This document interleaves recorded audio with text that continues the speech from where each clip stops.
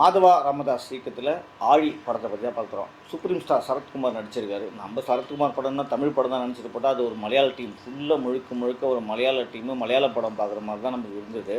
ஆனால் சரத்குமார்னாவே கொஞ்சம் கதையை கேட்டு அழகாக நடிச்சுப்பாருன்னு பார்த்தா அவர் கதையை கேட்குறப்ப நல்லா இருந்திருக்குன்னு நினைக்கிறேன். சார் போட்டுக்குள்ளே சார் ஒரு ஹீரோ சார், சின்ன பையன் சார், உங்கள் பொண்ணை லவ் பண்ணுறான் சார், அவங்கள கொண்டு போய் நீங்கள் அவனை சாவடிக்க ட்ரை பண்ணுறீங்க சார், கடைசியில் அவனே உங்களை காப்பாற்றுறான் சார், ஆனால் கடைசியில் தப்பி தவறி அவனே செத்து போகிறாங்க சார், அப்போ நீங்கள் பார்த்து ஓ அப்படின்னு அழுவுறீங்க சார் அப்படின்னு சொன்னோன்னே சரத்குமார் கொஞ்சம் அசந்து, ஓ சூப்பர் கதையாக இருக்கே, ஆழி நல்லா ஆழமாக போய் நடிக்கலான்னு போயிருக்காரு. அங்கே ஆழமும் இல்லை பாதகமும் இல்லை. அது நமக்கு கடுப்பானது தான் மிச்சம்.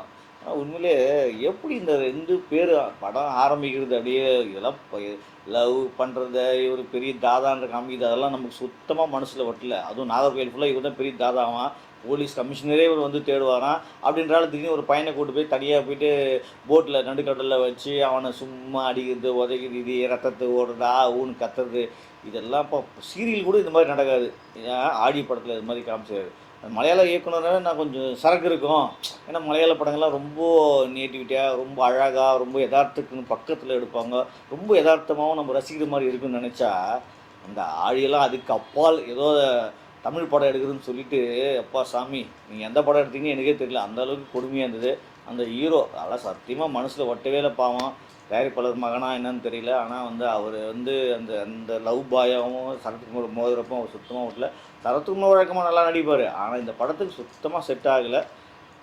ஆழி வந்து கேமரா ஒர்க் சொன்ன மாதிரி போட்டு அந்த கடல் இதெல்லாம் சூப்பராக இருந்தது. மியூசிக்கும் ரொம்ப நல்லா இருந்தது இந்த படத்துலையும். ஆனால் இந்த படத்துலையும் பார்த்தீங்கன்னா கதையும் திரைக்கதையும் எப்போ நம்மளை படுத்திட்டாங்க.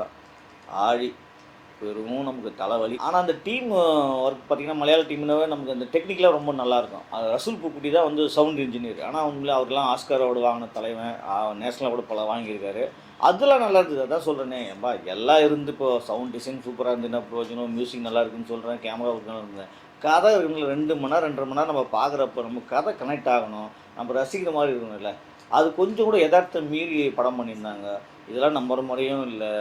அதான் ரொம்ப அம்பக்காக இருந்தது. அவங்க ஒருத்தன் பிடிக்கலன்னா ஒருத்தன் சாக வச்சு அடுத்த வேலையை பார்க்கறத விட்டுட்டு அவங்ககிட்ட பக்கம் கொஞ்சம் பேசினேன் அடிச்சிங்கன்னா அவனை திருப்பி அடிக்குது, திருப்பி மேலே போகுது, திருப்பி வருது, திருப்பி மேலே போகுது, திருப்பி உள்ளே இறங்கி வர்றது, இறங்குது 1/2 மணி நேரம், ஏறுறது 1/2 மணி நேரம், இப்படியெல்லாம் நம்மளை கொடுமைப்படுத்தி வச்சுருந்தாங்க ஆடி.